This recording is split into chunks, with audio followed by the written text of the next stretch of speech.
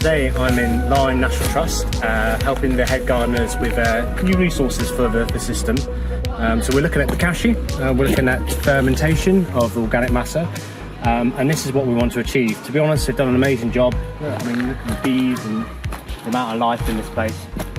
But the next step is trying to think about what happens in the winter time. So how we can cover this earth. Obviously these are going to be mulched down in the next couple of months. And then for the future, hopefully this will then help with growth next year.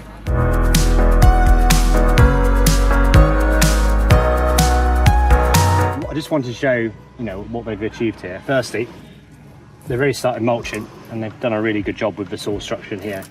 And you can see the amount of activity we have here. I mean, there are so many bees on these beautiful flowers. If you want to create this at home, really simple. Wild meadow seeds is the easiest way to create this kind of thing. Just chuck them on the ground and see what happens.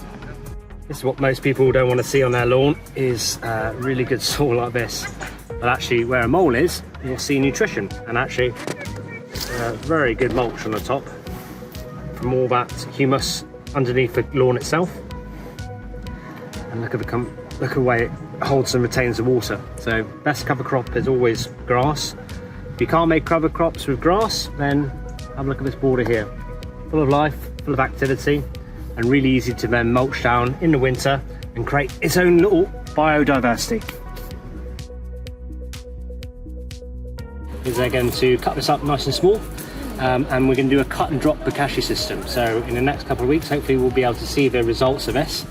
Very simple, cut it into smaller parts, put it through the Bokashi Green mulch system, and then with 12 weeks time, it's ready then to put back into the soil.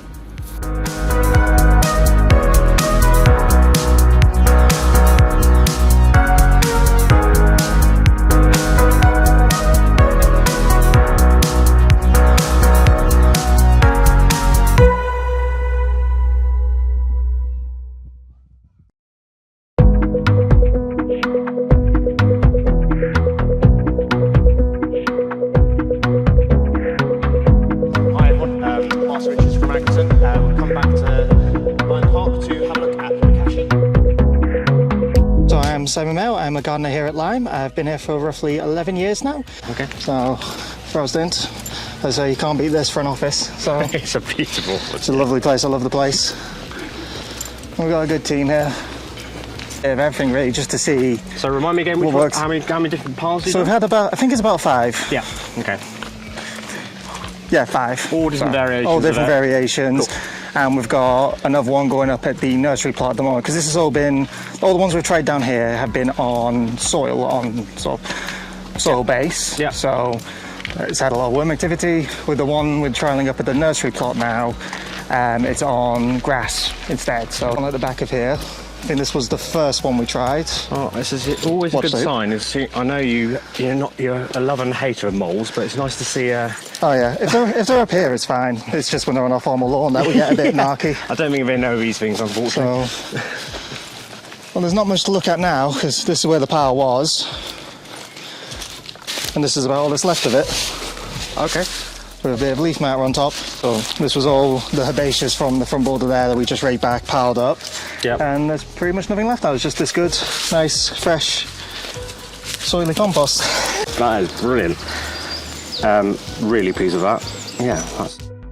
Mixture on it as well as the eggshell mix, and it was stomped down, and then we covered it with a tarp afterwards and left it for 8 weeks. Brilliant.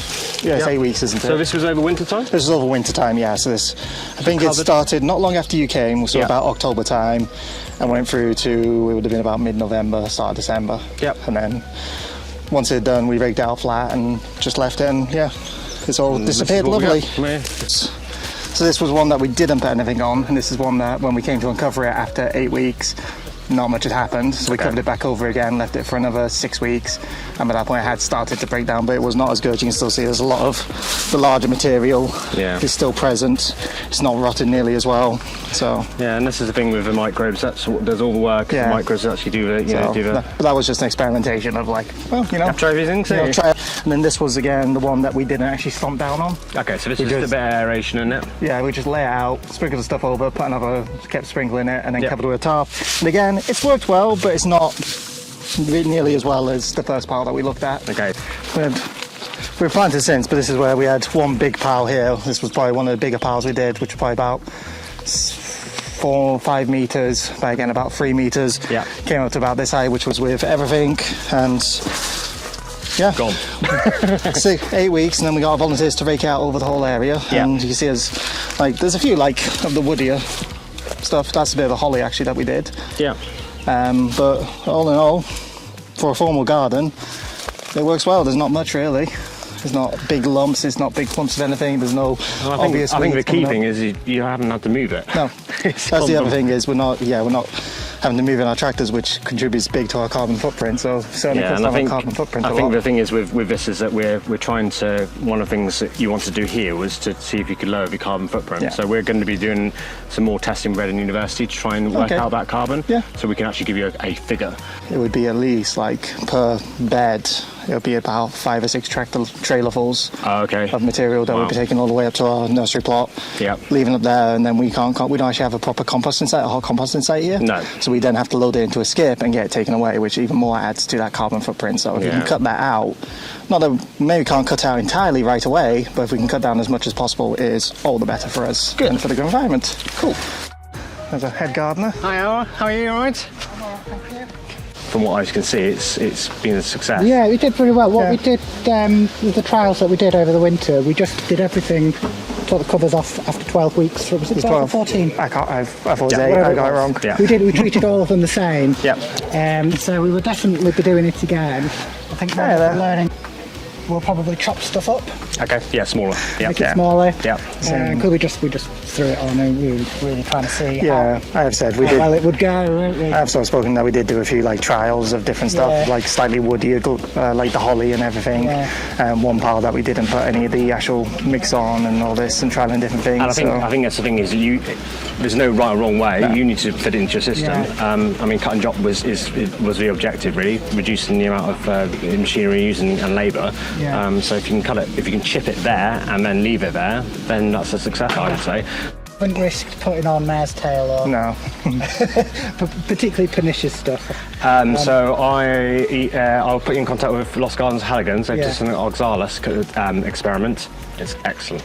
Really? And I'm smiling very like a Cheshire cat. I was even surprised myself. The bulbs, there's no ligament structure in the bulbs, but it'll be good side-by-side comparison. I'll share results with you. Yeah, that'd be good. That'd be interesting to see that. That is, it's looking good. It's looking beautiful. Wow.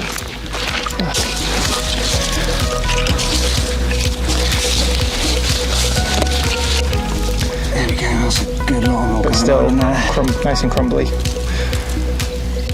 We'll do a comparison. So that's obviously where the Bokashi wasn't. Yeah, so this is a bit further out. So that is out. I mean, you look at the difference. Can you give it a squish and just A squish, it all just crumbles. Doesn't really hold any structure. And just you can tell by the colour of it. That's I mean, look nice, at the colour. It's nice, dark. It's grey, and you look at the difference. Fertile. It's lush. So yeah. So there's no Actiferm. No just Actiferm. a big pile. Put down, stomped on, another layer stomped on, built up to about this height. Yep. And then covered with a tarp over the winter, left for 12 weeks. Yep. And it's all right. You can still tell compared to that one I did over there. Yeah, the colour's very different. It holds together a bit, but it's still not as lush as the pile from the cops. Yeah, micros definitely made a difference. They made a difference because this one took about twice as long as well. And it absolutely stank and was not really as rotted. Putrefied, just rot, basically. Rot. And whereas with the Actiferm, there was no smell whatsoever. You bought 20 litres, didn't you, last time? It was the same size bottle is the one you just... Oh, it's the 2 litres? So I think it was only 2 litres. Wow. So it's quite a lot of composting you've done for 2 litres. Once you actually water it down, you don't need much of it per pal. No, and so I've got to be it's on... like 20 mil per litre? Yeah. Something like that. So per litre, 20 mil of solution per litre of water. So we just found do that moisture content enough for doing that, yeah? We just do it in our watering can. So watering cans are about 5 litres, so about 100 mil of that to a watering can, and 1 watering can per layer that you do, depending on the size of the pile. Yeah. But typically 1 watering can per layer, and then you put your next layer of material on, stomp it all down, and then rinse and repeat. So it's all pretty simple. One is... So this one's probably 6 to 8 weeks now, so it's going to work a little while. It's just a mix of everything: soil, straw. You name it, it's gone in there. Gone there. That is exactly what you want. Yeah, so 6 to 8 weeks.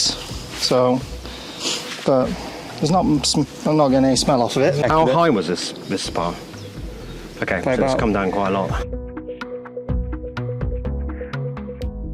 Hi everyone, Martin Richards from Agriton. We've come back to Lyme Park to have a look at Bokashi and utilising Bokashi in situ. Can I introduce you, please? So I'm Simon Mayo. I'm a gardener here at Lyme. I've been here for roughly 11 years now.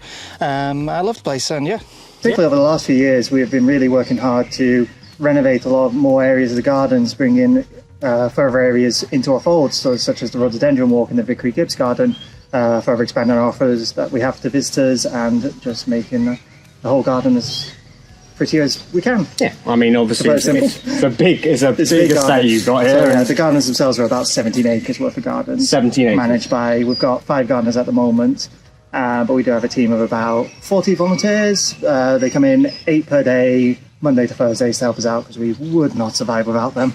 So for anyone that's watching this video, if you want to volunteer, absolutely, please volunteer. Volunteers are not just essential. Not just for us at any of your National Trust or English Heritage or any charitable site. Laying down a layer of fresh material, stomping it down to get all the air out, putting a dose of the Actiferm on it, as well as a eggshell mix, and then doing a couple more layers until the pile was roughly probably about 2 foot high, I'd say, about sitting about here.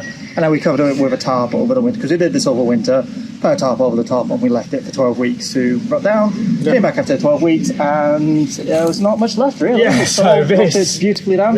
So it's been uncovered now probably about a month now. It's been uncovered, and we did spread out after we uncovered it. Yeah. But you can see what is left of the... Yeah, so for anyone that wants to have a closer look, hopefully that focuses.